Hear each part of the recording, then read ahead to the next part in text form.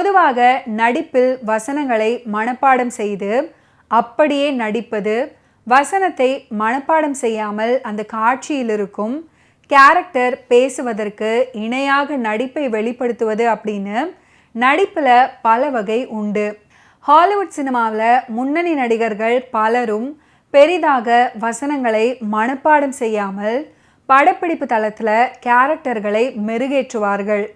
இதே முறையை தான் சிவாஜி கணேசன் அவர்கள் பாசமலர் திரைப்படத்தில் கையாண்டிருப்பார். குறிப்பாக படத்தின் ஆரம்ப காட்சி மற்றும் கிளைமேக்ஸ் காட்சியில் அந்த ராஜசேகர் கேரக்டராகவே சிவாஜி அவர்கள் வாழ்ந்திருப்பார். அதேபோல் பணக்காரனாக மாறியதை தொடர்ந்து மலர்ந்தும் மலராத பாடல் காட்சிகளையும் வித்தியாசமான அதே சமயம் காட்சிக்கு தேவையான நடிப்பை சிறப்பாக வழங்கி அந்த கேரக்டருக்கு உயிர் கொடுத்திருப்பாரு.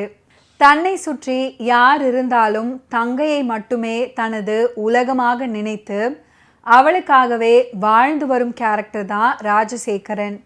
தான் வாழ்வில் எடுக்கும் முடிவுகள் அனைத்தும் தன்னுடைய தங்கை ஒருவரின் நலனுக்காகவே இருக்க வேண்டும் அப்படின்னு நினைப்பதும், தங்கைக்காக தனது மனைவி மற்றும் குழந்தைகளையே தள்ளி வைக்கும் இந்த கேரக்டரை தமிழ் சினிமா இன்று வரை கண்டதில்லை. மலர்களை போல் தங்கை உறங்குகிறாள் அப்படின்னு அவளுடைய எதிர்காலம் குறித்த ஆசையை சொல்லும் அண்ணனின் வழியே பாசத்தை பாடலாக்கியிருப்பாரு கண்ணதாசன்.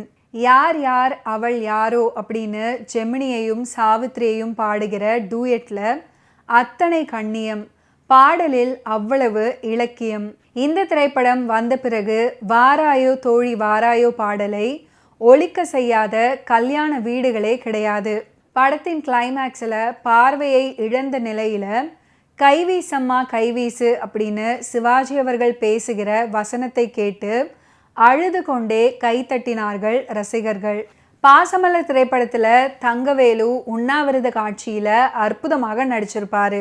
பாசமலர் திரைப்படத்தில் இடம் பிடித்த யார் யார் அவர் யாரோ அப்படின்ற அற்புதமான பாடலை பி ஸ்ரீனிவாஸ் மற்றும் பி சுசிலா ஆகியோர் இணைந்து பாடியிருப்பாங்க. மென்மையான தென்றல் போல வருடும் பாடல் இது. மனதின் கஷ்டங்களையும் வேதனைகளையும் சற்று நேரம் மெல்லிசை மன்னர்களிடமும் கவியரசரிடமும் ஜெமினி கணேசன் சாவித்ரி அவர்களின் அழகான நடிப்பிடமும் கொஞ்சம் இறக்கி வைத்து இளைப்பாறலாம் போன்று அப்படின்னு தோணும். தேனிலவு பயணம் வந்த இளம் தம்பதிகள் பாடும் அற்புதமான காதல் பாடல். மென்மையான பெண்மையை புகழ்ந்து அழகான வார்த்தைகளை அடக்கி பாடல் வரிகளை உருவாக்கியிருப்பார் கவியரசர் கண்ணதாசன்.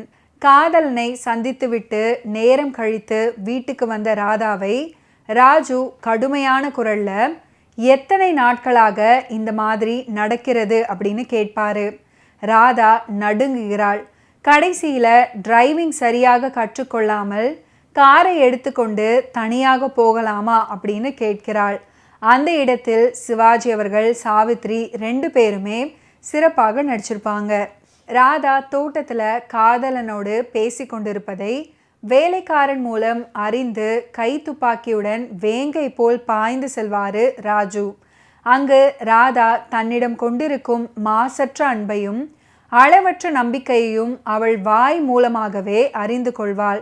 இது ஒரு நல்ல கட்டம். பெண் பார்க்க வரனை அழைத்து வருகிறான் ராஜு. ராதா நிமிர்ந்து பார்க்காமலேயே அவனை வணங்குகிறாள். அதுக்கப்புறம் வந்தவன் தன் காதலனே அப்படின்னு அவளுக்கு தெரிகிறது.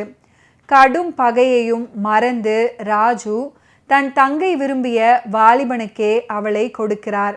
இந்த இடம் ராதாவை மட்டுமென்ன பார்ப்பவர்கள் எல்லோரையுமே மெய் சிலிர்க்க வைக்கும். ஓகே வியூவர்ஸ், இன்னைக்கு நிகழ்ச்சியில் நடிகர் திலகம் சிவாஜி கணேசன் அவர்களுடைய ஃபிலிம் கெரியரில் நடந்த பல இன்ட்ரெஸ்டிங்கான விஷயங்களை நீங்கள் பார்த்து தெரிஞ்சிருப்பீங்க. மீண்டும் அடுத்தடுத்த எபிசோட்ஸில் சந்திப்போம். நன்றி, வணக்கம்.